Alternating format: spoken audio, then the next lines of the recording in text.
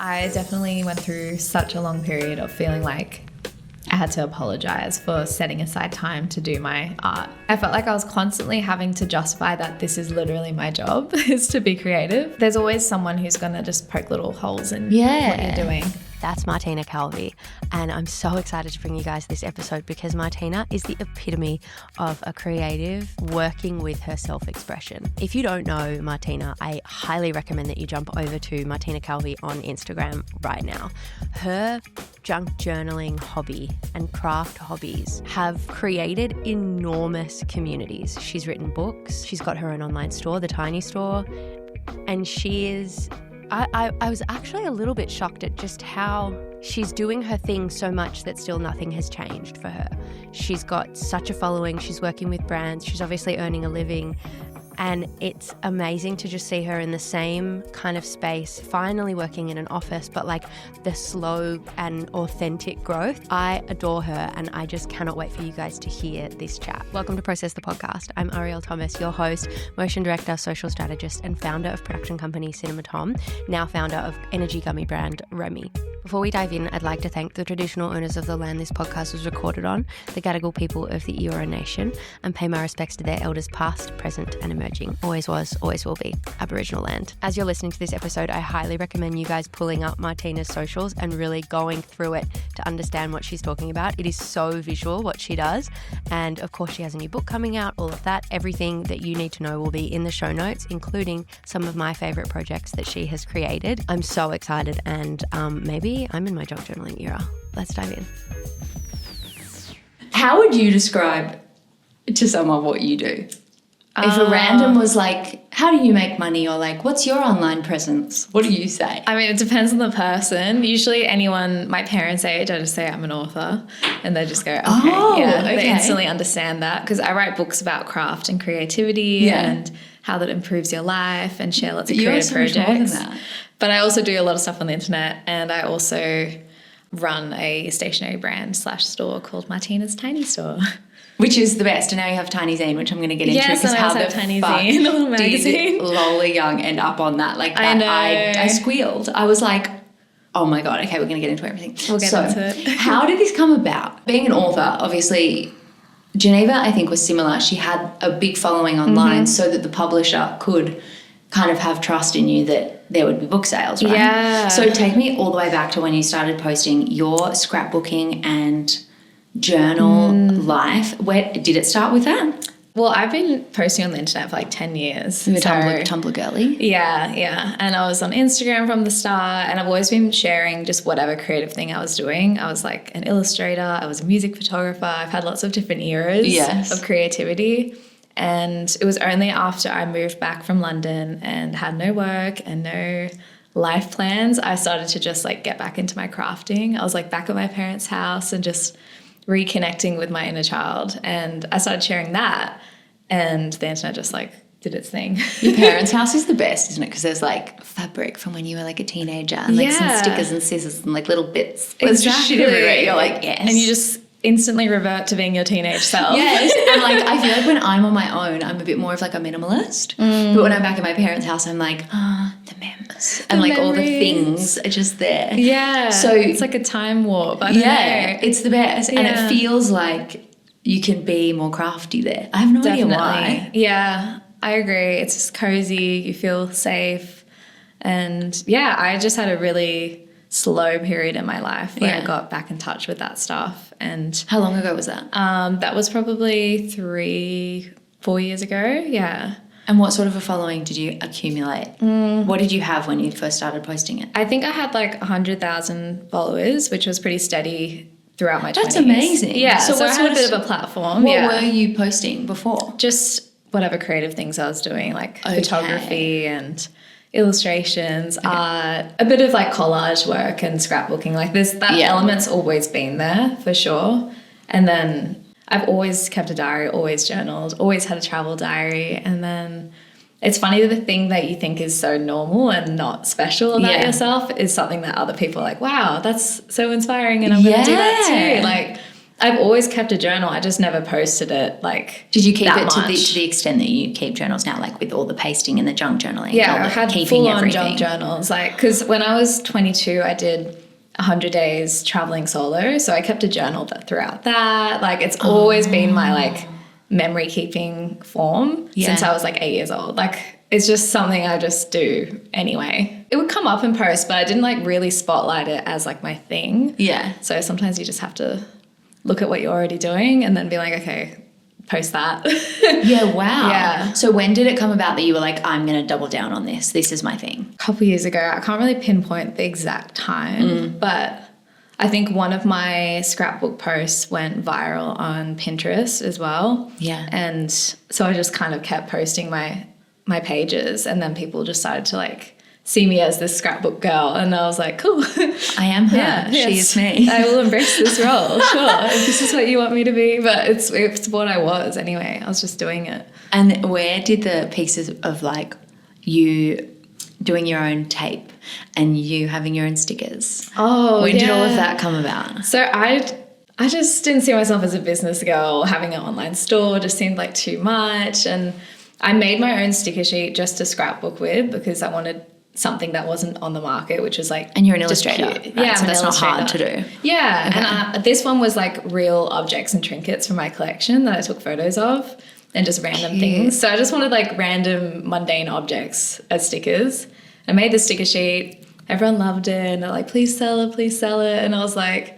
You know, like people say that on the internet, but like, will they actually buy it? You know what I mean? Yes. So I was like, I made like, I think like 20 sheets or something, and I just sold it on like the most basic site, and it sold out so quickly that I was like, okay, I'll do more. And my boyfriend was really, really encouraging. He just was like, just do it, just sell them. So I'm happy that he encouraged me because it just went from there. Like, then I just started making more stickers and then washi tapes and journals and yeah, I don't know, you just figure it out along the way. But yeah, now I actually find it really fun to run a business. Like it's a whole other part of my brain, but it's fun. Yeah. It is a whole other part. Yeah.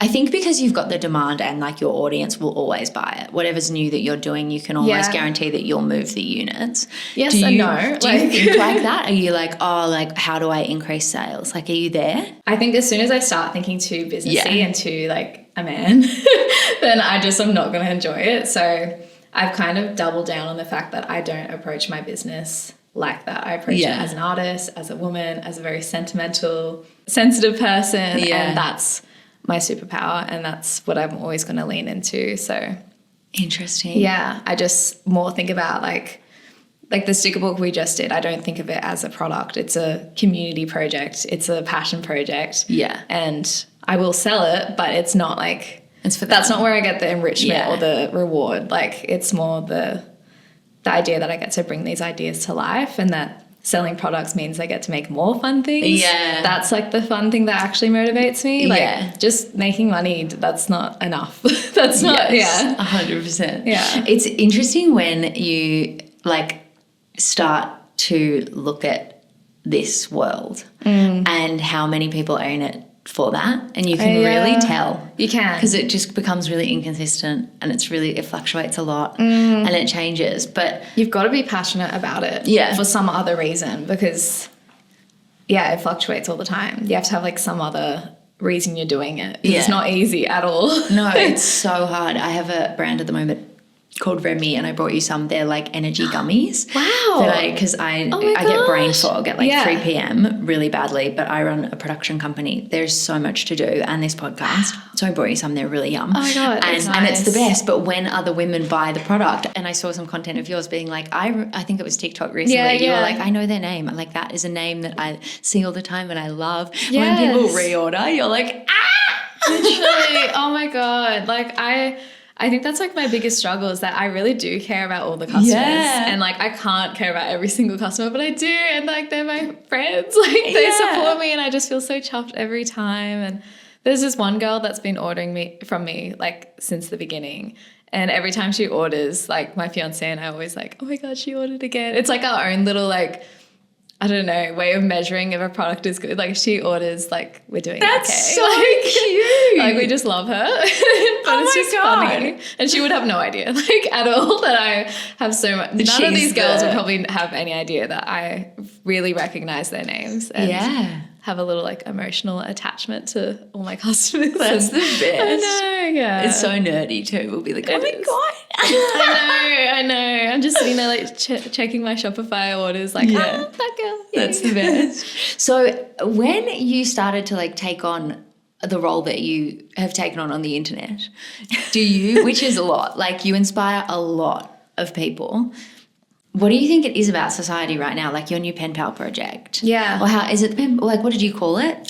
Snail mail swap. Snail but it's mail a pen swap. pal project. Yeah. Firstly, top line, what is that for anyone that doesn't know? Yeah. And then also, like, what do you think is happening in society right now that girlies love this and need it? And, you know, because I think we've always loved it. I think girlies have always, since the dawn of time, loved crafting and doing our little crafts together. Like, it's just, I don't think it's anything new, but I think we felt a bit disconnected from it, definitely. Yeah. I think with the internet and AI and all this digital experience, we've swung so far this certain way that we're kind of swinging back and being like, actually, I kind of feel nostalgic for papercraft, and I kind of feel nostalgic for real books and magazines and using my hands. Like, we crave it because it's human. It's what we need. Like, we're not meant to stare at a screen all day. No way. Yeah, totally. Yeah. But the pen pal project, I had a pen pal growing up, and I think a lot of people did. And I did.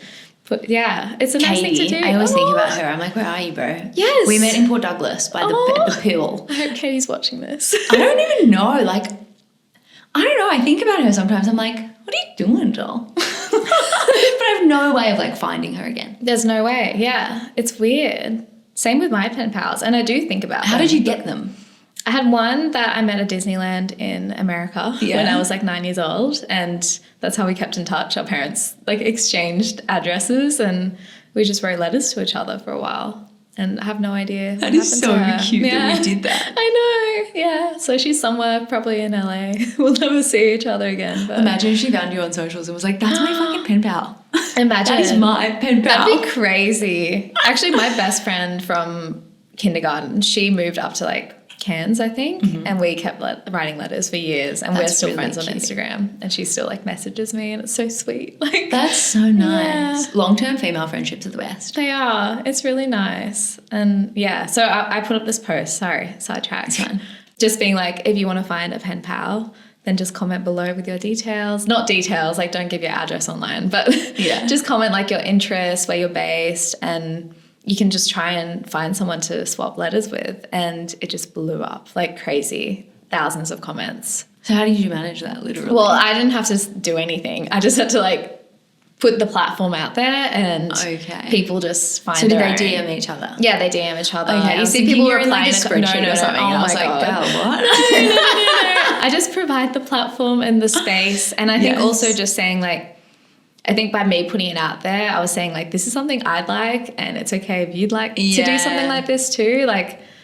I don't know. Sometimes people just need an excuse or a reason to engage in things that they deeply want to engage in. Yeah, totally. So that post was a space for people to find their pen pal. And yeah, I've got people messaging me all the time being like, I found my pen pal through that post. We have a group chat at the moment for Process called Project Girly, which is like, it started because I had Jen Day on the podcast, who is a talent manager. Yeah. And I was like, if girls just want to, like, do it, and they want to create the content, and they want to be starting to, like, explore gifting and posting content and basically just creating a life that they set up for themselves, how should they do it? And she was like, you just have to post. But we kind of, like, in that basically wanted to create an incubator to just be like, gals, like, what's everyone up to? Let's just post some shit and support each other. Yeah. So it started as that, and it was called Project Girly, because I just made it up and I was like, whatever.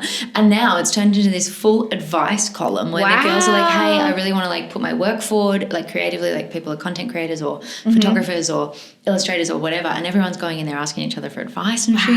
It's the best. I'm like, this is really so fun. So it's like a community. Yeah, it's like a build it if they and they will come. Yeah. Kind of a vibe, but it works. Wow. It's so cool. I love that. That's really nice. Yeah, I love those kind of spaces. That's what I mean. Like, sometimes we just need the space to be ourselves and to ask questions. And speaking of being ourselves, you put out a piece of content recently that you said that a year ago you would not have gone on a podcast. Yeah. How, like, you putting yourself out there and the build it and they will come. I guess you had a following before. Yeah. At 100, and 100K is no small feat. Like, obviously you were used to, like, engaging with the community and doing all of that.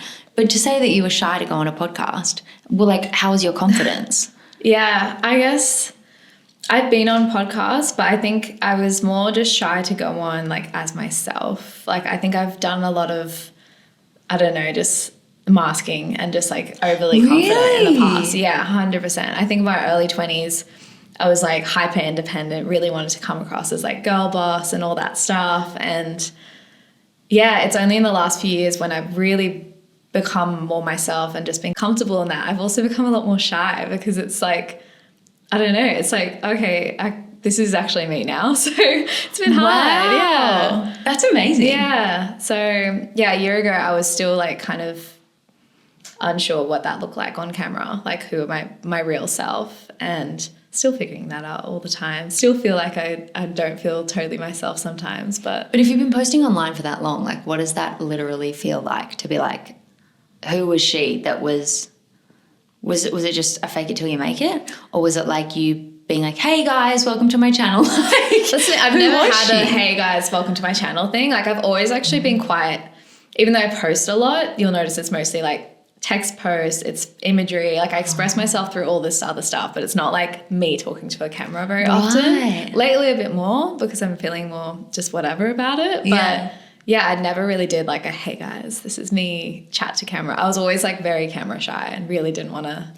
I didn't even like doing the voiceovers when a brand asked me to do a voiceover for a video. I was like, really? My voice. Yeah. Yeah. And that's so relatable. Yeah. I think a lot of people would feel like that they can't enter into the space of expressing themselves online because of that. Because they don't have the confidence to do a voiceover or say, hey guys, or whatever. I think you can definitely make it without, like, there's a lot of faceless creators out there, and there's a lot of people who get by for years and years not doing that kind of content like I did. Like, I didn't speak to the camera. I still barely speak to the camera, but you can just shape it your own way, whatever suits you. I didn't want that to be an excuse anymore, I guess. That was my big change. Like, before I was just like, no face content. I don't want to talk to the camera. That's not me. But it was more, I was afraid of doing it. When you realised that, like, you didn't want to hide behind that anymore, were you, like, journaling it and being like, oh, like, I'm putting a lot of pressure on myself to do this, but, like, you're not able to break through? Like, what were you going through? Because I feel like I go through it so often. I'm like, Ariel, like, I own a video production company. Yeah. Why the fuck is this podcast not viral? I blow up brands daily. Yeah. I get them millions and billions of views. And I'm like, what the fuck? Why aren't you doing it for yourself? But there's, like, this little thing that's like, It's different when it's for you, I guess. Yeah. Yeah. It's hard to articulate, definitely. There's like a little something. And you're there's like, just something. It's like a ceiling. And but then I think it just takes time. Definitely. And practice as well. Yeah. Like, I used to shy away from the podcast opportunities, the video opportunities, even when they came, and there was plenty. I used to shy away from it and shrink from it. And now I'm just, like, learning to transmute that energy of nerves into excitement instead. Like, instead of saying I'm nervous, I'm like, I'm excited. It's an opportunity. It's a way to rise to a challenge and practice. And do you journal a lot through that? Because it's like to get that self-awareness. Definitely. Like, I journal about, like, okay, what am I actually afraid of? Like, what's the worst that can actually happen? And just sit with it. And then it's so powerful when you've got, like, your prompts. Definitely. And they're like, okay, girl, what are we doing? I know. I feel like I sound like a crazy person in my journal. Oh my God. Like, I'm nervous for my boyfriend to, like, find it one day and be like, whoa, literally, bitch. I said to my fiance, I was like, you have to promise me you will never read my journal. Do you trust him to not do it? 100%. Yeah. 100%. Is your journal writing, or is it like the junk journal? Have you got a junk journal plus and then a text one? No, I have it all in one. I love that. That would feel good. Yeah, it is nice. Like, so he's not allowed to read them, obviously, but, like, I don't know if I trust that, because every time I see my boyfriend's notebook, I'm like, what are you writing in there? I know. And my curiosity gets the better of me. I just want to know his brain. I know. I'm like, do you love me? What are you writing about? Are you like... Exactly. But I want to know. And then I'm like, fuck, if I break that trust, is he thinking this? I know. maybe they're just not that interested. Who knows? Maybe they're just. I love that you can trust him. I don't know if I can trust my boyfriend. He's really? like he loves like secret squirreling and being like, "What are you doing?" And I'm oh like, my gosh. I mean, to be fair, my fiance loves just walking into my like room and just going through all my things and looking at all the little trinkets and just being like, what's this? Like, he's like a little boy just picking up things and he's like, what's that? What's that? But he doesn't do it with my journal. We set that very, very early. I was like, that's amazing. I journal in like a manifesting kind of way. Okay. So writing from the perspective that you're already there. Oh. So I do sound like a crazy person in my journal. So can you give us an example? Like, make it up. It doesn't have to be that personal. Yeah. Like, say, for example, like, I was manifesting being the star of a film. Like, I would write, like, this is what it feels like. This is the day that, like, what it feels like to be already there. That is like a technique that's known, isn't it? Yeah. So you just write a diary entry from the perspective of already being there. So if you read some of the pages of my diary, you'll be like, what? That doesn't. Okay. Like, you were never there. That's not real, but sure. Like, they're like fake memories. But it's I don't know, it just works for me and it's fun to daydream. How detailed do you do? Oh, extremely detailed. Like, just, I love this. But more to do with the feeling. You're like, I'm in the first class lounge and the champagne's great. Yeah, exactly. Like, because it's only going to feel normal if you've experienced it before in your mind, if that makes sense. Like, you have to write about it so much that it's just mundane. Like, it's just normal life. Like, before you mentioned that you think about your business in your feminine rather than like a man. Yeah. I have manifested being comfortable enough in my budgets, numbers, tax meetings and all of that to operate a business like a man. And so from the point of view of that, I haven't been like, and I'm a man. yeah.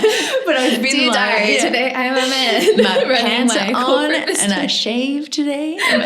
No, but I wrote like in that tense. You're going to be comfortable dealing with numbers. Yeah, and like if things come up, I solve them fast. And I'm an operator and I'm a confident operator and I would work at the speed of X, like man that I admire. Wow. And I think it's absolutely worked in my favor to like put that energy into it. And I don't think it's masculine energy necessarily. I think it's just my shit is so together. Yeah. Because there's of course like the feminine side that's like softer.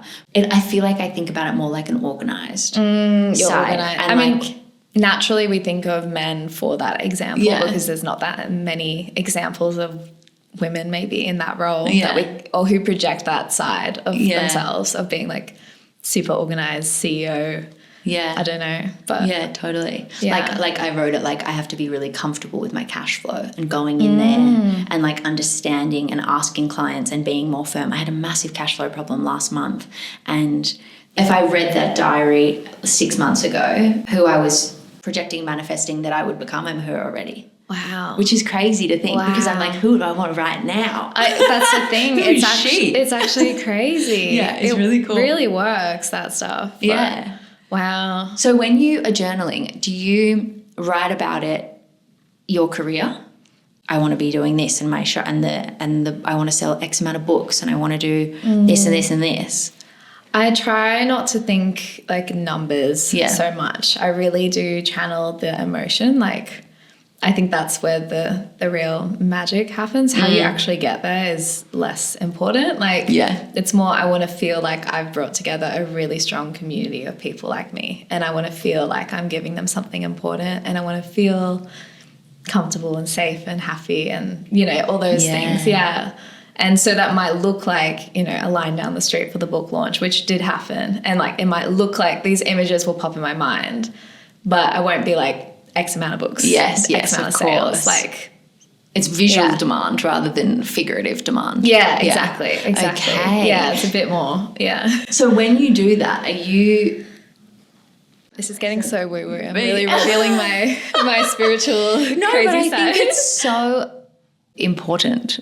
It's unfortunate that people in the world, and I'm sure podcast listeners, don't have the self-confidence or the know-how to be like, you can change your reality. Yeah. If you will it you can really happen. Can. So that's kind of where I want to come from. Rather than the woo-woo of like, I'm in my little imagination. Yeah, no. But more like, whoa, that, you know? It's more, you can change your life many times. So when you go from being like, I want a line around the block, do you put the book away and then you're kind of just chilling and then day's work happens and you're like, okay, we're working on the book and we need it to be good and blah, blah, blah? Or are you like action items? I don't know. Yeah. I do love a list. I do love my notes app. I do have like a million. A notes app for like you? just my notes. Yeah. Are you a to-do list girl, like paper and pen? I mean, I do. Because you also have an iPad, which threw me. I was like, who is she? What is going on? And I know pretty much any form of note taking I'm down for. Yeah. Like I have so many different like pads of paper. Yeah. So many different little notebooks. My notes app though, because my phone is always in my hand when I'm like out and about. Yeah. And when I'm on the train or when I'm walking, I walk everywhere and all the thoughts come to me when I'm walking. So I can't really like whip out my journal and write it. Yes. It's usually just like me voice to text, like note to self, do this. Yeah. So I'm always taking notes and just like dump a bunch of ideas and come back to it. And not too methodical about it. It's more just like, okay, that idea came back again. Let's think about how to take it further. And interesting. Yeah. So when you have ideas and creative concepts, I think the easiest thing for us to kind of talk about is the output and then reverse the process. So the output being, I mean, there's many things. You figuring out what to post or the smaller projects that you do. Yeah. And then also the literal process of you like creating new items in your store, working through the zine. Yeah. Like what excites you the most to pull apart? I mean, I kind of approach everything quite similarly in that and this is such a bad answer for people who were looking for really like tangible advice. I know people are like, give me the step by step. Like they want me to say, I sit down at my desk, I go through the must-dos, but like, no, I really don't. I work so intuitively. I really chase what excites me first and then deal with everything else later. Like if I'm sitting down and I have something due, I mean, if it's due that day, okay, I'll do it. Yeah, sometimes the deadline works for me and that makes me excited because I'm like, oh, I really have to get it done. Doesn't it? You're like, there has to be something. Yeah, exactly. But otherwise it might just be like a project that I'm just like itching to do. Yeah. And everything else falls away because I'm just tunnel vision on this thing I'm excited to do. So I feel like that's the ultimate freedom, and I can ask people this when they don't have children. When they have children, they're just true. Like, you can't ask me that. Like, and asking when the last time somebody lost track of time. Oh, wow. Like, to me, that feels like that's creative freedom. Yeah. Like, to have the luxury to lose total track of time. Yes. We don't need more time. We need more timelessness. Yeah. That kind of idea. To like less regimented of like that. Even so, protecting that has been a massive thing for me because I'm terrified. When you have a kid, like, what are you supposed to do? They own you. I know. I'm just like not ready for that yet. Yeah. I'm like, that's terrifying. Yeah. But that's the thing. I love having my little studio space now, tiny headquarters, because I get where is it? It's in Surrey Hills. So is it literally a space that is like a lease? Yeah, it's just like a tiny little room, which I get to dedicate to my creativity, which I feel so, so lucky. That's really nice. And it's great because I'm not interrupted and I get to just enter that state as soon as I enter that room. Like that's my space and it's only for that, which is really, really lucky, and I protect it very well. Yeah. But my team at the moment, I've got 7 direct reports, which is disgusting and privileged. I love everybody, but guys, go away. The days that I allocate where the team does not ask me for anything because they're not on, oh my God, I'm a genius. Yeah. I come up with the best shit. Wow. Like, it's crazy how we don't protect it. Yeah. And how we get so into like the girl boss and like you want a team and you want to hire people. Yeah. No. Do as much work independently for as long as you possibly can, because like you have to be in that for way longer. Yeah, that's true. And people wish it away. I know. And it's like, no. Like, I've made sure that I don't manifest that part of life away ever. Your time to yourself to work and just do your thing. Yeah. And like artist retreats, I guess, are invented so that people that do get a lot done in the flow state can leave their other life behind. Yeah. But I think it's super important when you have a drive in a creative career to design a life that allows you to be for it. Yeah, wholeheartedly creative. 100%. Because we really it can fucking get you. Definitely. And also it's like the whole reason you got into this is to like do your thing. So Yeah. if you've made this life, it's a constant struggle. And I feel that with my store, with everything I do, like when I'm working on my books, I just want to work on my books and I resent anything that interrupts that time. Yeah. But it's like, I don't know, all these things are still blessings and they've brought me so much. So I don't know. Yeah, I'm always just... Even like co-working offices are tricky because there's so much going on and people are saying hi. I'm like, oh my God, where are you going for lunch? What salad are you getting? Like, it's like, okay. So I've like done the co-working space thing 100 times and like have ended up absolutely cancelling them because you just don't get enough done. Yeah. And there's too many people moving and there's too much stimulus. Yeah. Like the real ADHD is coming out of me here. But like ADHD is really coming out of me. Yeah, it's a lot. Yeah, but I think it's like the self-awareness to know how you work and how the best creative work comes about. Yeah. So important to then also build a life designed around you and how you work. And how you work. But it's trial and error for sure. Definitely. I mean, I always knew that an office would not suit me. So my studio is like this not an room office. right now. You're like, yeah, this ew. is like really strange. I don't like this. Where's the buttons? What's going on? Yeah, where's my crafting things? But no, like just knowing these things about yourself, which only come with time and experience, is very important. Yeah, but protecting it, I really want protecting it and being okay to protect it. Like, yeah, I definitely went through such a long period of feeling like I had to apologize for setting aside time to do my art. Like, really? Yeah. Because even though you monetize it? Yeah, but that's the thing. I felt like I was constantly having to justify that this is literally my job, is to be creative. Did you justify it to other people or to yourself? Or like to myself and to other people. I think for me, I always took it seriously, but just, you know, living with other people who don't see it as work because it doesn't look like their work, like... Yeah, they're just like, just having playtime in your room. Like, you just get to sit around and craft all day. It's like, yes, I do, and I love it, and I want to protect it. Like, I did this for a reason, dickhead. Yeah, I love it. Wow. Yeah. That would have been hard. It is hard. It is hard. I think any creative who has a job that looks non-conventional has probably had to justify that. Them maybe even spending a day at a flea market looking for inspiration is still important for them to do. Like, yeah, I have to do things to inspire my mind, and that requires a bit of living. Yeah. It's really interesting the things that we like tell ourselves of and what we let in. Like the Kmart contract that I have, so many people are like, just you. Yes, just me. And I have contractors. Yes. And people are about to be on the payroll because we're growing, but like it's cooked how like we let that in. Definitely. It's scary. There's always someone who's going to just poke little holes in what you're doing. And I just see it as like, I don't know, everything's just a reflection. I don't know. You just have I would to say jealousy for sure. Yeah, definitely. I remember when I published my first book, a friend of mine, even though I'd posted all about it, talked all about it, went, oh, so was it self-published? Fuck off. And it was just like, no shade to self-publishing at all, but it was just the assumption that it was self-published. And like, I don't know, it was just the tone. Like, I tagged Penguin, thanks. I know. It just like goes to show like you can do everything and yeah, it was just like, I don't know. It's just one of those moments. I try not to hold on to it, but it was like a little grounding moment of being like, yeah, okay, it doesn't matter what you do. Some people will just be like, oh, your little project. And I'm deleting your number. Yeah.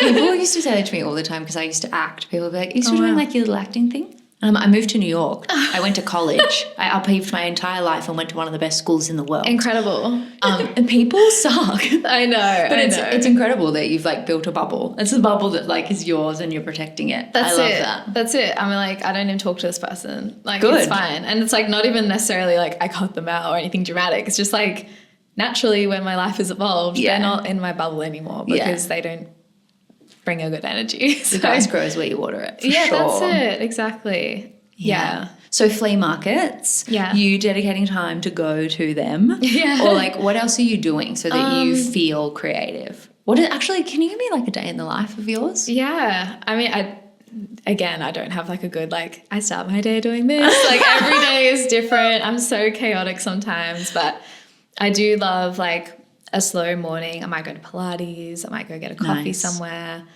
Coffee is essential. I love my sacred coffee to myself every morning, and get to the studio at some point and just work until I don't feel like it anymore.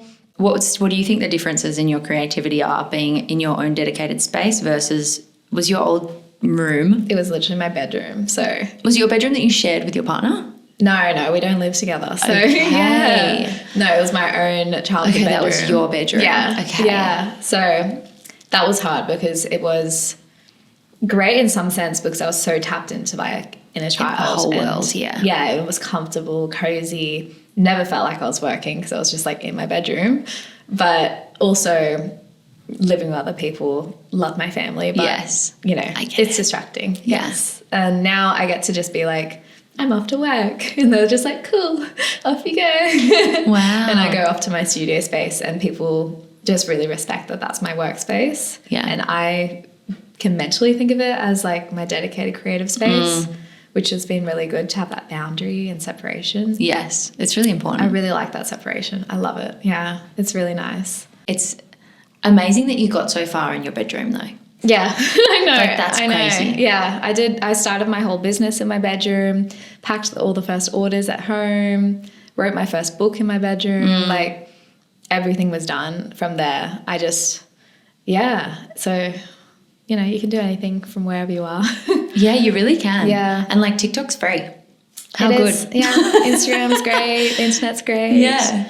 Yeah, you don't need a fancy space. I always like wanted to preach that. Like you don't need a big fancy studio. As much as I love having my little space now, like you shouldn't let that hold you back from creating. And what would you say to people though? Your bedroom was very aesthetic from the get-go. It was pretty. People that are kind of like, I don't, I've got that old soggy couch, or like my background sucks. Like, what do you think about that? I mean, I still think you can make it your own. Like I had like thrifted frames on my bedroom wall and art from friends. Like it wasn't expensive. It was a desk that I got from Facebook Marketplace. Like I was very thrifty with how I decorated it and it still felt like me. So, you know, just make it your own. Yeah. Yeah, for sure.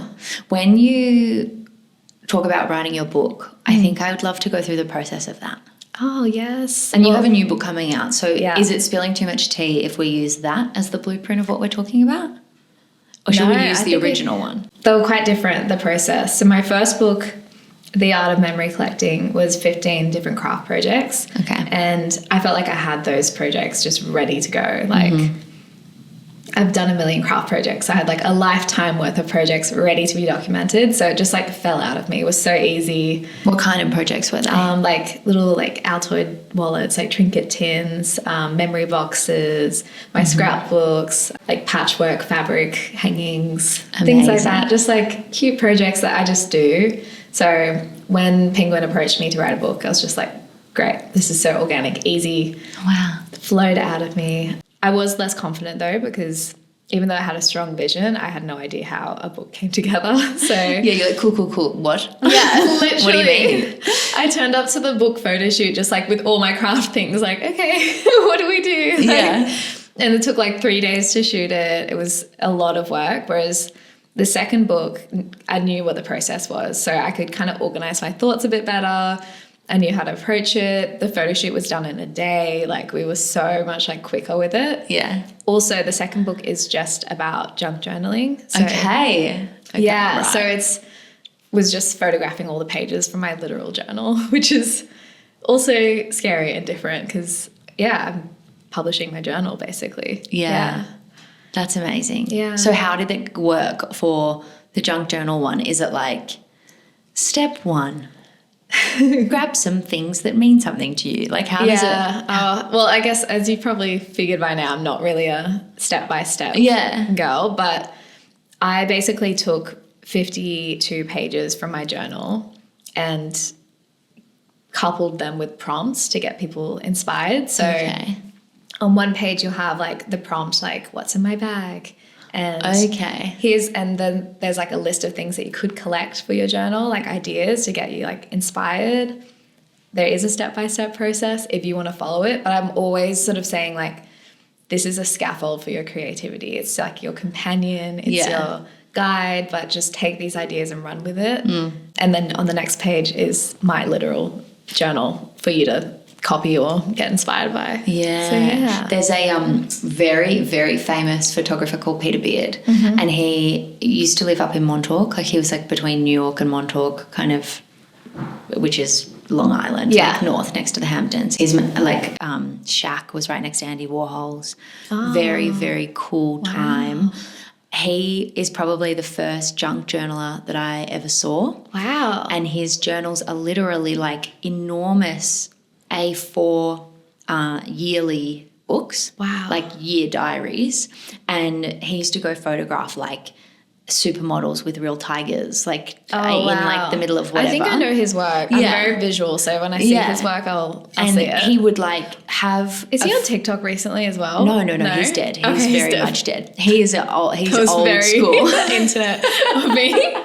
So on TikTok, there's this guy on TikTok who's been going through all his old photo shoots, and he's like a legacy photographer. And one of them was a safari photo shoot with, I think it was Angelina Jolie. Right. So I was like, is that him? Because I just heard tigers and I was like, it's him. No. So these photos are like fucking unreal. Like a jaguar running with a supermodel running next to them. Wow. Like really incredible photography. And then there's a photo of like that night there was in Africa, there was some sort of ceremony, and he took the blood from the sacrifice and just wiped blood all over the page because and like really not like grotesque or anything, but just really like, whoa. And then at one point Montauk flooded and all the books had mud on them. Wow. But it kind of made it cooler because it was like bloody mud now. And it's like, what are you doing? And like it's so raw and visceral, and Africa was his subject. Yeah. So he's just doing all these crazy collages with like plane tickets and all that kind of shit. Oh my God, I have to look at this. It's so And there's another guy that I fell in love with his work when I was living in New York as well. He did like 2 years of surfing around the world. Yeah. And everything was like photos, surf reports. I mean, surf photography can be really trendy, and that's kind of like what this was. Yeah. It was him making memories, but then he blew them up to be huge, very big prints, and you can buy them. He like ended up selling his, and he was an artist, but essentially he was a junk journaler, a photographer with a hobby of junk journaling, and that's the domain that he went down. I love that. Incredible. That's the thing. A lot of artists, and that's how it was for me. It's just part of the practice, like keeping a junk journal, a sketchbook, something you paste things in and just like dump your thoughts in.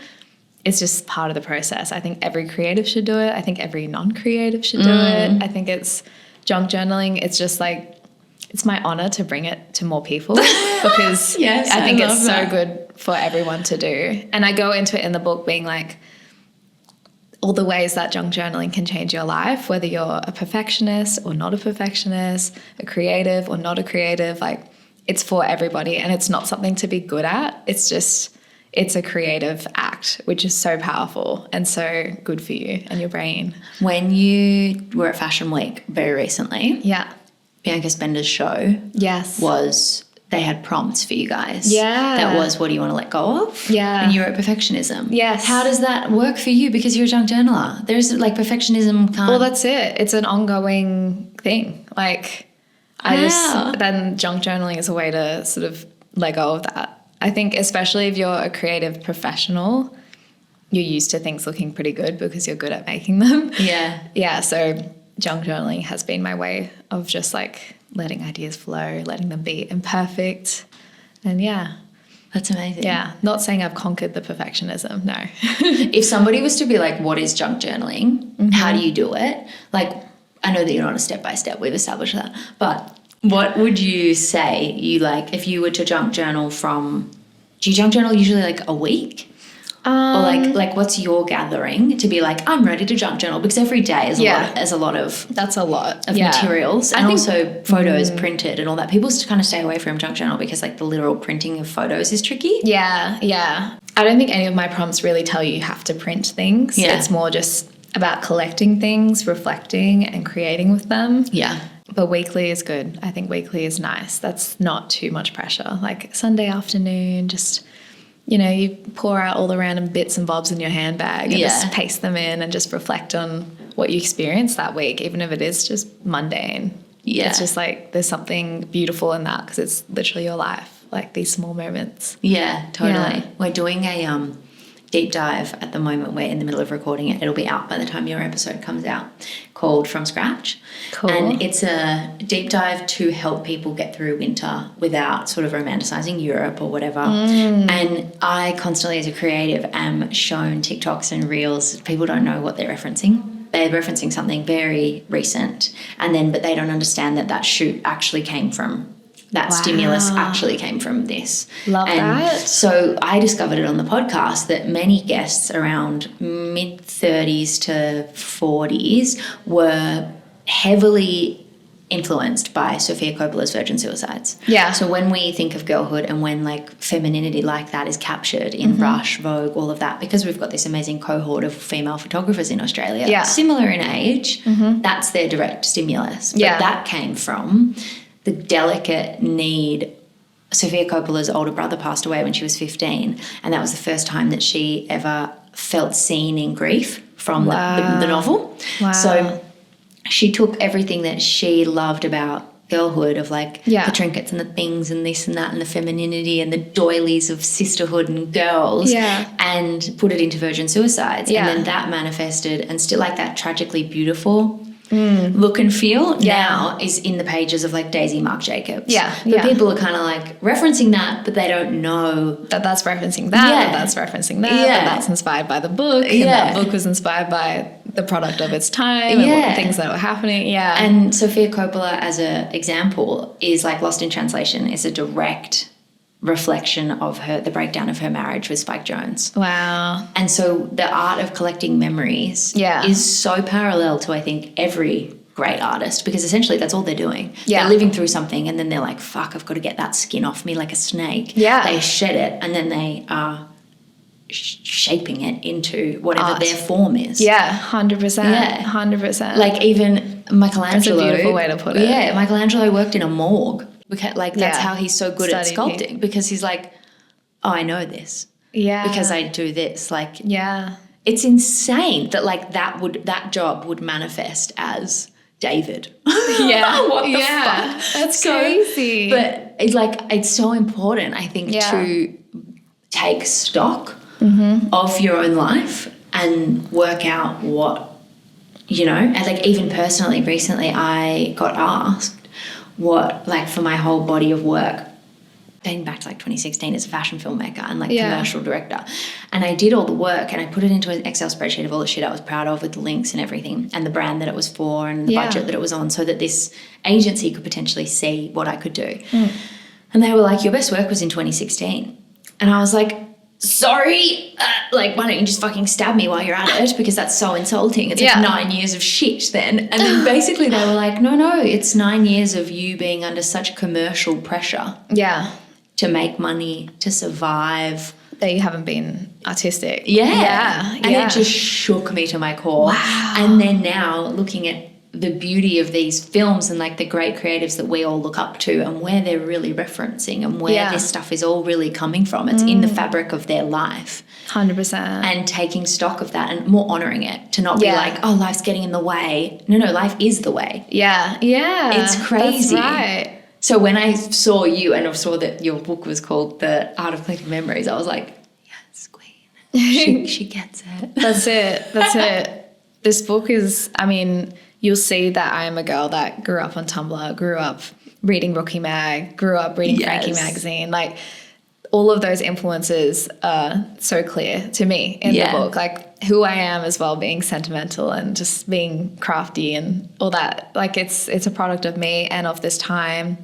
I think people will look back on the art of memory collecting as being part of this crafty era that we're going into. And same with a year of junk journaling. Junk journaling is just like becoming crazy popular, and I think this book will just be like a nice token of this time. And who knows what else I'll make in the future, but I'm glad to be making in this time. So speaking of making, you also have a zine. Yes. That Lola Young was the cover of, but it's so tiny. So like, is it right to say she's the cover of it, or is she was more like the leading face? I guess our The Muse? feature. Yeah. Yeah, okay. A Muse, yes. So when did you decide that you wanted to do a zine? So I have always made zines, and I just made Tiny Zen initially just as something to give to my like customers. I just wanted to whip up something fun and cute, and then it just has spun into like a crazy thing. Now I have a co-editor. Now we're getting stocked around the world. It's like it's okay, crazy. Wait, go back. What do you mean? So I just started. It's a passion project, as all good things are in the beginning. And then my friend Lola came down to Sydney, and I was like, oh my god, I actually have a little magazine. Do you want to shoot for it? And we just like took a bunch of Polaroids when we went out. And was this when she was already famous from Messy? Yeah, I think she went on Jimmy Fallon the following week. Yeah. Great timing. Crazy. So how did you guys meet? Back in my music photography days in London. Yeah. But we've always just like stayed friends, which is really nice. Yeah. That's amazing. Yeah. So when you were going to set out to make a zine, did you know that you needed like a muse or a feature person? Was that always the goal? I think it was more like I had this project I was working on, and the opportunity aligned. Like I was seeing Lola, and I just thought, oh, I want to capture her again, but I'm not a music photographer anymore. Oh, but I could put it in the zine. Like that's how it went. Okay. Like I was just like, I loved photographing her. She's such an amazing muse. Yeah. And and I was just like, well, I don't have a magazine lined up, but I do have my own. So, because I have been published in magazines as a music photographer. So yeah, okay. So you get how that world works. I get how that world works, yeah. And it's nice just like seeing all these past experiences kind of come back around. Yeah. And my co-editor is another music lover, another amazing creative, Sky, and we met like first day of university, and now we'd run around going to gigs and taking photos, and we're in that music world, and now we're like back together again making this magazine. So fun. Yeah. So it's really nice. How much like work are you putting behind the zine? We have amazing writers in this second issue. So we're calling this like our real issue, because the first one was really just fun. How many pages was it? It was like 20 pages, like tiny. And was it literally tiny? Like what, yeah, A5? It's like A5. Yeah, it is literally a tiny zine. And we wanted to feel like handmade. Was it stapled down the middle? Yeah, like fully DIY zine vibe. That was, I think like we're missing something kind of authentic in the magazine world. And so we really leaned into it. It's 100% like human made collage, AI free. And you're printing it as? In Sydney. Okay. Yeah. Amazing. And so the second issue is going to be over 60 pages. Whoa. It's like a good little solid magazine. Are you thinking like 2 a year or like? Yeah. Okay. Exactly. And the pieces we have in it is just amazing, like proper deep dives from like amazing journalists in New York and Sydney and like London, just really giving a voice to like very distinct point of views and niche topics. And so how did that process come about? Do you always know you had a co-editor, or did this co-editor come after the Lola success? It came after. I think she was there with me when we photographed Lola, and it was just so fun to have her with me, like we're 18 again, and I was just like, oh, I want to make this magazine proper, and she was like, I can do it with you, like let's do it. And so I just asked her officially to be my co-editor, and now it's like a fun project. It must be. But it feels more real, and like, yeah. It must be really nice to like have a sounding board, because all the other things you'd probably be quite isolated in your decision making to be like, it's just me. That's it. I usually do everything. I mean, I run my store, I have a team for that, but my books and like creative wise, it's always just me. So it's nice for Tiny Zen to be both of us, and I actually don't want it to feel like just my magazine. Like, yeah, you're ready to share some. I'm ready to share, and I want more voices and art and it's influences. It makes it richer. Yeah. So if we talk about the process of like literally creating a magazine then, because a lot of people want to do that with like Substack and get like organized in that kind of, no, you're fine. Emotional support water away. Did you guys, how did it come about that you're like, did you land on 60 pages? Were you like, okay, we've got interest from XYZ, did you do the outreach? Did people reach out to you? Actually, after the Lola Young feature and after the first zine was such a success in our community, we got approached by a bunch of stockists, and which was awesome because we didn't do any outreach. It was just like, I think people realize that this is like kind of needed, like a really authentic kind of underground independent magazine that's like just a bit rough around the edges and like really just a reflection of our community. So yeah, the interest was there. And so we're just like, okay, we could really run with this and make this proper and do like a proper issue with like 60 pages. And so started reaching out to a bunch of journalists that I know, and it was all very organic. Like it's just, we had submissions as well, which is great. Like people are just so keen to jump on board and be part of something, which is nice. So like nice. Print is not dead. People love to see their work in actual print. It's so nice. Yeah. How did you land on 60 pages? Because when you said... Oh, sorry, I didn't even answer the question. No, but when you said it before, you sort of, it was like 60 pages is like, is that an industry thing? 60 pages is like, I've arrived?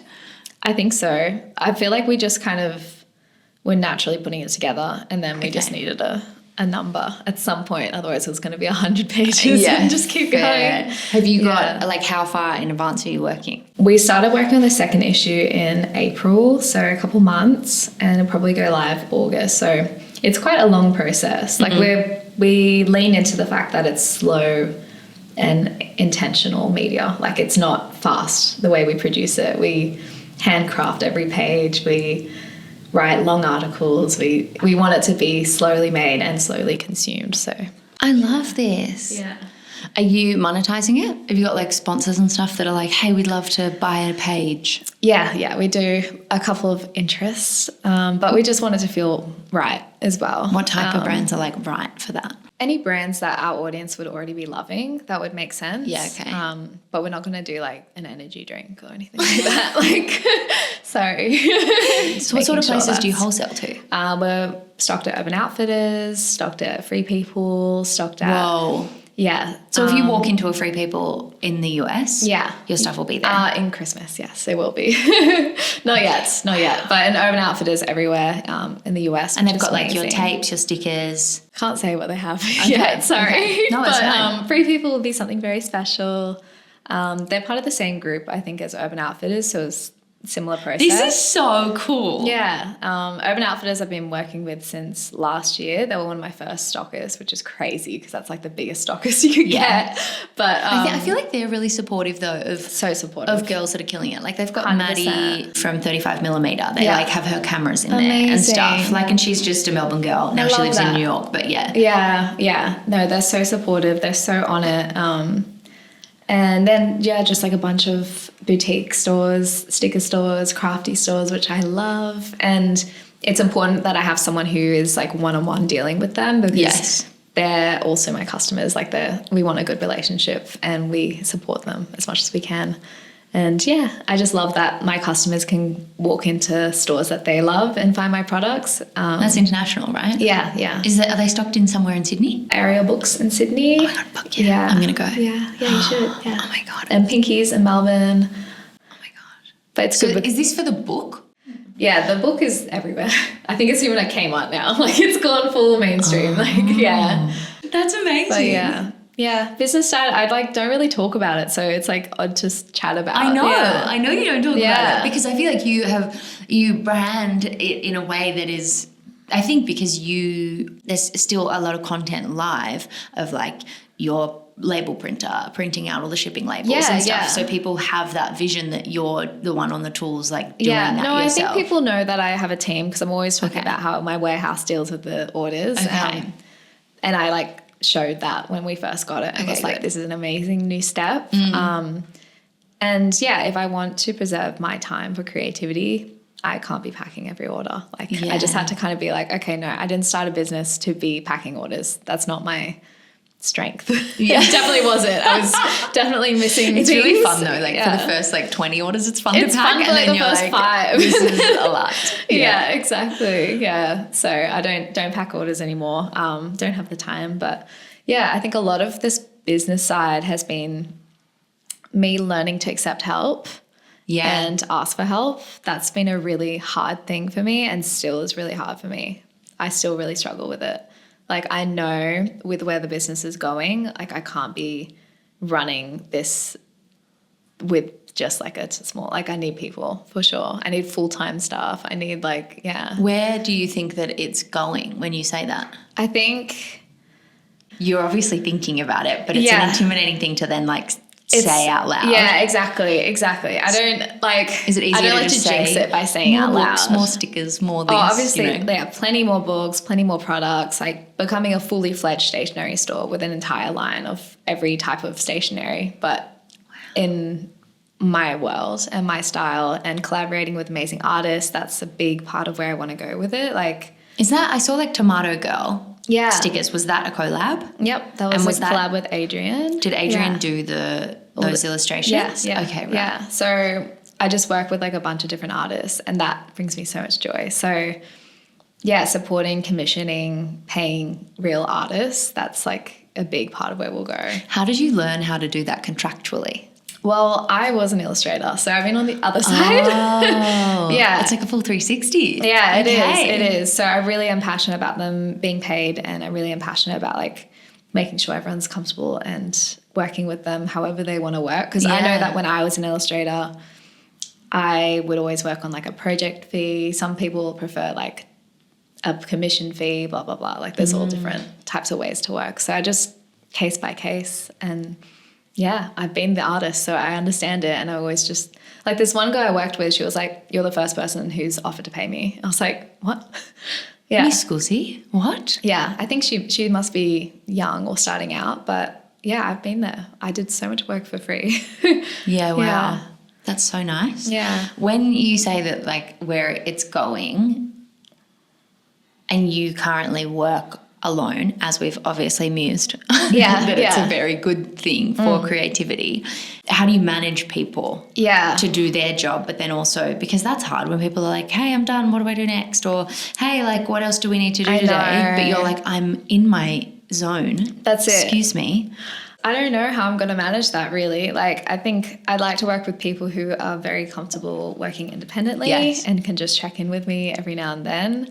But I want to be like free to travel and run my business from wherever. So I will definitely have a remote team forever. Yeah, it feels like you need like a GM. Yeah. That kind of definitely. vibe. I need a GM. I need a very strategic like COO. Okay. Yeah, I need someone who's like very big on their like numbers and things like that. Because I don't love it. Yeah, fair. Like I've got the basics, I can do it, and like we are profitable and doing well, but it's just like I need someone who's passionate about that. That's the thing, I can do it, but I'm not passionate. Yeah. I just want to focus on the bigger picture. And are you ready for that now in case there's a listener being like, oh. Yes, I am. I'm so ready. Email her. Yeah, email me, looking for people to, help me. But yeah, it's about asking for help. It's so hard. It is. Yeah, really and hard. I would not be doing any of this if I didn't accept help and ask for help. No way. I don't think I'm cut out to be like breathing down people's neck to work for me. That's why I prefer to work with people who are pretty independent and just will get it done because I don't know. Do you ever think about like your potential if you were more, we're doing this is it, and like kind of stern? Yeah, I guess so. I think I've tried to be that person in the past. I've tried to be really like girl boss energy, and like I think I've gotten a lot further actually just admitting I don't know what I'm doing a lot of the time. Yeah. And we can work on it together and we can figure it out together. And true founder, walls are down. Yeah. Admitting that you don't know. Exactly. I am a founder at the end of the day. Yeah. Like I have no corporate background, no business background. I'm just figuring it out, and I have a lot of guts. I had the funniest email this morning we're doing a Christmas campaign at the moment for Enco Philippines, and like I want magic to happen with an animator. Like I want a tree, I want the star of it to walk past, because they've got a massive talent that's in it. I want her to walk past, put an ornament on it, an Enco ornament, and then the whole tree just goes with like magic and like it comes to life. Wow. And I was like trying to write this in an email to this guy Chris, and he's like, do you have any like references? No. Do you have any like, and I was like, I just want to know how long that would take you. He's like, I have no idea. And I was like, I've never briefed someone like you before, Chris, so just go with me on this. He's like, fair enough. He's like, so magic. And I'm like, literally like Disney movie when like Cinderella has the whole fucking thing and she's like bibbity bobbity booing and like all the stuff, and then she's like revealed. I want that on a tree, but like tinsel's there, ornaments are there, there's some glitter, there's some sparkles, and then it ends on the top.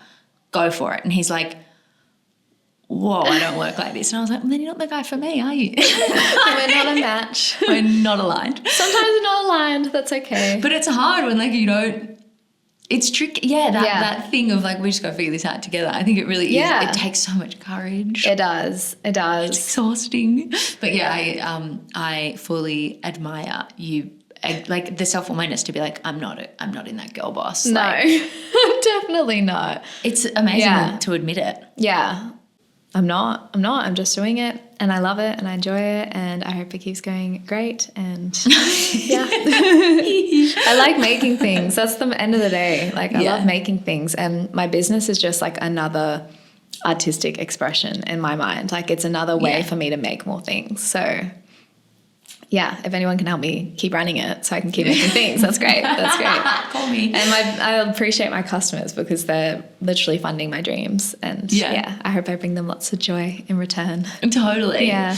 My last kind of question is when you think about ideas that you want to put out, because I know that there's girls that and listeners that have creative passions, like even from like a test shoot for a photographer to a junk journaling video of like, or something that they're working on, or honestly, it could be anything. Yeah. But when you literally think of an idea, how do you then like go and execute it in video form as a creator? Oh, as a creator for the video form. Video content is not something I'm super passionate about. So I can't say that I have a very good like method approaching it. It's usually there's a bit of a storyboard in my brain and the shots that I need, but then it's just trial and error and stitching it together for what works. But it's not my strength. Like I much prefer making real physical things. And then do you put pressure on yourself to document them for socials? No, like I enjoy documenting it. I like showing people what I'm making. So I kind of always naturally do that. But sometimes I feel annoyed that I didn't capture like the whole process or something like that because I'm just lost in it. Yeah. And I do get people always like, oh, I want to see more of the process. Like we only see like the finished product. And it's like, because I was just in the zone. It takes it out of you to be like, fuck, I recorded for 2 hours. My bad. Like, I didn't delete that video. It's so long. That's right. I know. So really I'm usually just like creating and then like every now and then I'll just like tap on the camera and like record a bit. Yeah. And then I'm out again. I'm back in the mode and making things. So you don't necessarily, how does inspiration come to you to be like, I'm going to do this today? I mean, there's no shortage of ideas. I always have like literally 100 ideas in my brain of things that I want to do. And it's more like, did I find the time or the resources to do it that day? Yeah. Like what's something that you created recently? So like yesterday I added all these cute buttons to a blouse I already had, like all different colourful buttons. And I have a million buttons and I had this shirt and I've had that idea in my brain for like 2 weeks. And then yesterday I just finally had some time to sit down and sew some buttons and I'll probably post about it tomorrow. So you filmed it as well? You're like, I'll film this. Yeah. Okay. Yeah. Right. And then I just film it. Yeah. And then, so how often do you think you've got those like super organic, crafty ideas versus that like, all right, we're selling some stickers today. Like, let's do stickers and how to, because do you think about that balance? I mean, because it's good when you've got creative deals coming through because it's sort of forced, right? You have to be like, I have to send this by this date. Yeah. But that like airy-fairy creator of you, but then also store owner. Yes. Yeah. How do you? I think the only thing that's like structured and planned would be like my brand deals because I have to actually pitch them and I have to, go do a bit of a workshop it. Then that's scheduled in. And it's probably why it's not my favorite thing to do in the world because I'm like, I have to do it. Yeah, okay. And like, it's great when the brand just lets me be free and do whatever I want. That's the best time. But everything else is pretty organic and pretty spontaneous. And I'm just someone who's always creating. So it's just like when I get to document it, then I'll post it. That's amazing. Yeah. And I hope that comes through in my work that I'm just actually just always creating. Like this is just what I do. I'm always tinkering away on something. I always have a little project I'm working on and I just started sharing it and I hope that it resonates with people. I think it does. Yeah. I just hope it shows people like that should be normal to always be just like crafting and working on things and being creative. And like I'm not doing it to document it necessarily. Like it's just something I really enjoy to do. And now I've managed to make it like my job, which is great. Yeah. Do you find that you spend a lot of time looking at your analytics and stuff? Like I cursory glance. Like I do like to know what's happening. Same with like my store. I always like kind of have my finger on the pulse. Like, okay, we've been a bit slow this week. Okay. So I feel a little bit more urgency to push this or like speak to my audience a bit more. So yeah, I'll feel when it's a bit slow or like there's not much happening. But I try not to get too caught up. Like I just feel like it's a fine line. It's a fine line. Yeah. You can just get so caught in the metrics. And yeah, all it tells me is like it's time to pivot and try something new, really. True. Yeah. Amazing. Yeah. I think a lot of podcasts would always do this, like, were you always really crafty as a kid and stuff? But like it's so obvious that you were. Yeah. I think we've covered that. It's true. I was crafty as a kid. So what do you think your favourite thing is that you've ever made? My favourite thing I've ever made. That would change daily, but... Really? Yeah. Because it's usually just like whatever I just made is my favorite thing. Okay, so I'm excited and I'll post about it. Like I love this little like blouse that I made yesterday. It's so cute. But I'm most proud of my most recent book. Yeah, that's coming out in a couple of months because it's just, it's so leaning into what I want to do, which is share myself more authentically. Like you'll feel like you're reading my diary. And in the lead up to that, are you nervous? A little bit. Are the nerves not because you've already had it photographed? It's like whatever. Yeah, like the book's done, so there's nothing I can do now. It's done. It's gone to print. There's nothing I can change. But I just feel like I am my most confident, authentic self when writing, and my books. Yeah, like that's just that's me on paper for sure. And it's like the best way for me to speak to the people I want to speak to, and I just can't wait for them to look at it and feel it. Yeah.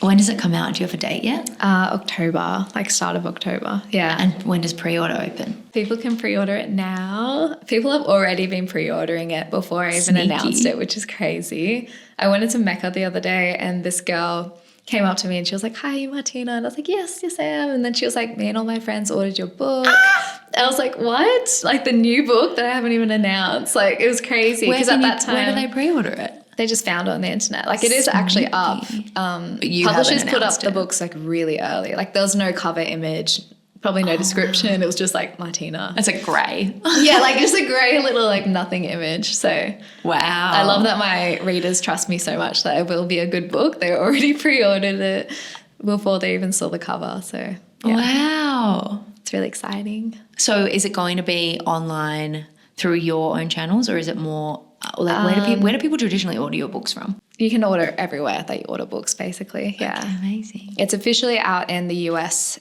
the UK and Australia. It's an international release, but you might be able to find it in other countries. It just might be a bit harder. Yeah.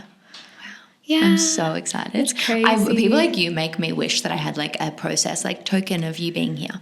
Oh. Like I should have had a coaster so that you could like, this was my week and junk journal process. Oh my God, yeah. I need like a little sticker or something. I have nothing. You have? I have fuck all. I'll make a fake one. No, I'll print off a little picture of us or something. I want to do on my like matches and stuff, but all like to light a candle, but I need to figure that out and actually like do it. I see. I love this kind of thing. I love little like cute keepsakes. I made matches for my engagement party for everyone to take home. Yeah, that's a really good idea. I really want to do under eye masks that say process because that's such a good idea. I always put like hyaluronic acid or something, like whatever plumping mask, whatever I've got. You can get like reusable mask things and you just put it on and then you just rest it. And it just so like seals it in. Yeah. Or I might do. You should do that. Or I might do like actual ones that are like filled with some sort of skincare. But that'd be cool. But I don't know how like you would trust that. Like what's in that, Ariel? You don't have a skincare brand.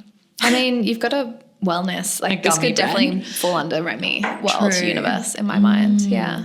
Thank you so much for joining me. Thank you for having me. I feel like I was, so jittery and nervous at some points, but I'm still getting used to talking. I'm not used to talking for so long. I know, my jaw hurts. I know, but it's really nice and you made me feel comfortable, so thank you. Thanks. I'm so excited to become a junk journaler. Yes. I've had ambitions to be that person. It's not hard and my book will be the starting point, hopefully. I can't wait. And you gave me some stickers and I'm fucking, I can't wait.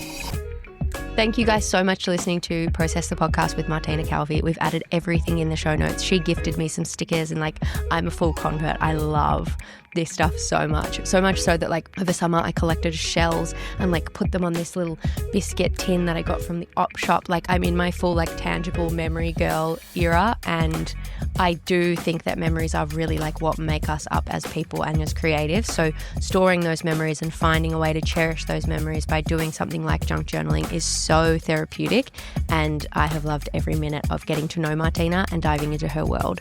If you loved this episode, please let us know. Leave us a review on Apple, Spotify, or wherever you listen to your podcasts. DM me. We've got a whole community going. We have job boards, we have group chats. There's a lot going down for the creative girlies over on the Process Instagram at Process the Podcast. Head over there, subscribe to the show, and I will see you next week.